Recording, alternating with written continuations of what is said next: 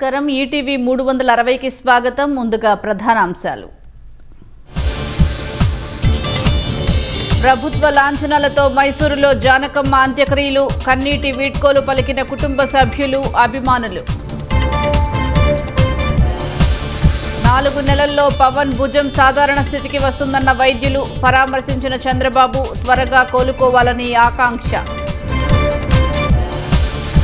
విజయవాడ అగ్ని ప్రమాదంలో 7 బస్సులు దగ్ధం. ఆటోనగర్ మెకానిక్ షెడ్లో మంటలు చెలరేగి ప్రమాదం. పరవళ్లు తొక్కుతూ కృష్ణమ్మ ఒడికి గోదావరి జలాలు. వరుసగా 12వ ఏడాది కృష్ణా డెల్టాకు పట్టిసీమ నీళ్లు. అస్సాంలో 472 కోట్ల విలువైన డ్రగ్స్ ధ్వంసం. బుల్డోజర్తో తొక్కించిన సీఎం హిమంత బిశ్వశర్మ. పశ్చిమాసియాలో తారాస్థాయికి ఉద్రిక్తతలు. పరస్పర దాడులతో విరుచుకుపడుతున్న అమెరికా, ఇరాన్. ఉద్రిక్తతల మధ్య హార్మూజ్ను మూసివేసిన ఇరాన్. నౌకల రాకపోకలకు ఢోకా లేదని అమెరికా భరోసా.